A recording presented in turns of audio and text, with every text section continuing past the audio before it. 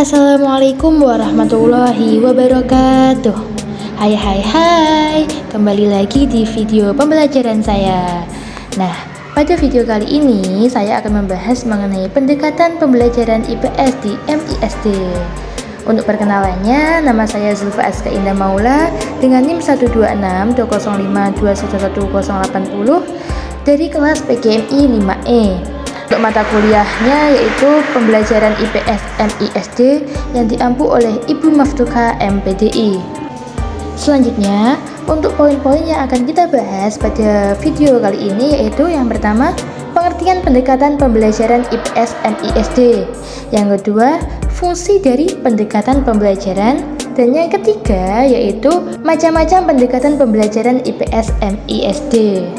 Poin yang pertama yaitu mengenai apa sih pendekatan pembelajaran IPS MISD itu? Menurut Rusman, pendekatan merupakan titik tolak atau sudut pandang kita terhadap proses pembelajaran. Istilah pendekatan merujuk kepada pandangan tentang terjadinya suatu proses yang sifatnya masih umum.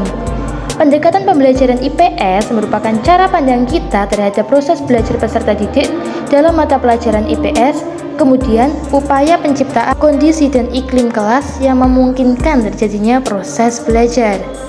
Untuk selanjutnya yaitu mengenai poin apa sih fungsi dari pendekatan pembelajaran? Fungsi pendekatan pembelajaran IPS adalah memberikan suatu pemahaman tentang sesuatu atau cara pembelajaran IPS yang dianggap efektif dan memberi panduan yang dapat diuji kecocokannya dengan kondisi nyata. Sedangkan menurut Muhammad Surya, fungsi pendekatan pembelajaran adalah sebagai berikut. 1. Sebagai pedoman umum dalam menyusun langkah-langkah metode pembelajaran yang akan digunakan. 2. Memberikan garis-garis rujukan untuk perancangan pembelajaran. 3. Menganalisis masalah-masalah belajar yang timbul pada saat pembelajaran. 4. Menilai hasil-hasil pembelajaran yang telah dicapai. Dan 5. Menilai hasil penelitian dan pengembangan yang telah dilaksanakan.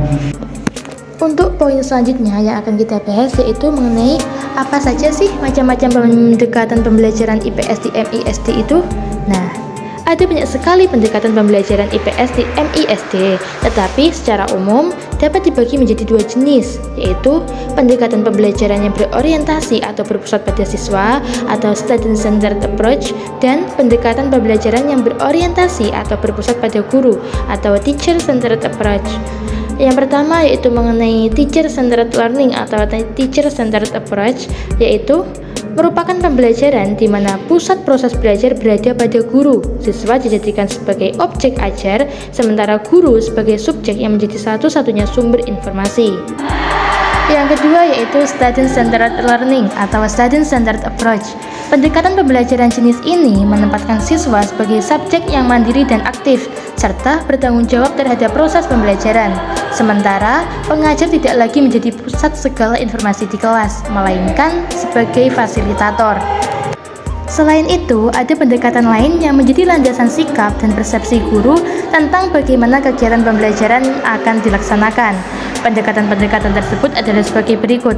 Ada 15 ya. Yang pertama, pendekatan lingkungan adalah suatu pendekatan pembelajaran dengan usaha agar ketertiban peserta didik meningkat melalui pemanfaatan lingkungan sekitar sebagai sumber belajar.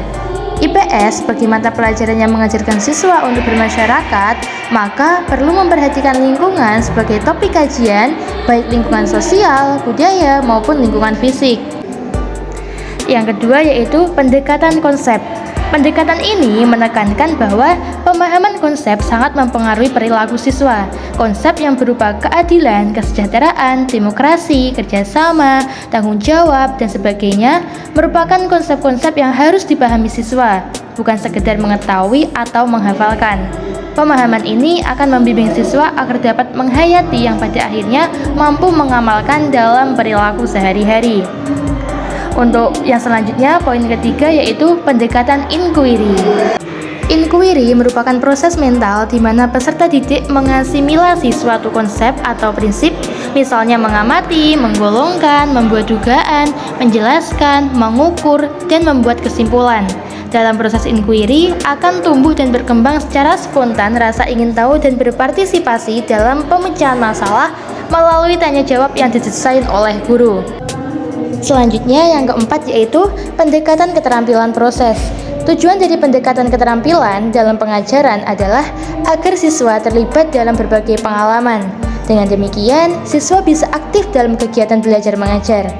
Keterampilan proses bisa dimulai dari mencari informasi sampai nanti bisa menginformasikannya. Baik, untuk poin yang kelima yaitu pendekatan pemecahan masalah. Melalui pembelajaran IPS, siswa diharapkan dapat mengembangkan keterampilan dalam pemecahan masalah dan mengambil keputusan. Maka, diperlukan pembiasaan atau pelatihan kepada siswa melalui masalah yang nyata. Misalnya, mengenalkan pada siswa tentang masalah lingkungan hidup yang tidak bersih, masalah narkoba, kenakalan remaja, dan sebagainya. Kemudian, siswa mengungkapkan bagaimana respon terhadap permasalahan yang ada dalam masyarakat. Untuk poin yang keenam yaitu pendekatan induktif-deduktif. Pendekatan deduktif dan induktif termasuk dalam jenis pendekatan tradisional. Pendekatan tradisional merupakan pendekatan yang mana guru cenderung lebih aktif dibandingkan siswa dan metodenya cenderung monoton. Pendekatan induktif diawali dari mengemukakan kenyataan-kenyataan yang ada di dalam masyarakat berikut fakta dan datanya. Sedangkan pendekatan deduktif diawali dengan konsep-konsep yang telah dipahami oleh siswa, kemudian diberikan contoh-contoh fakta dan data pendukungnya di masyarakat. Untuk yang ketujuh yaitu pendekatan nilai. Pendekatan ini dikembangkan untuk menumbuhkan sikap dan toleransi siswa dalam berperilaku di masyarakat, menumbuhkan kepekaan dan rasa tanggung jawab sosial dengan didasari oleh pengetahuan dan keterampilan sosial. Pengembangan etika dilaksanakan dalam rangka penanaman sikap dan nilai-nilai sosial, moral, dan ilmiah.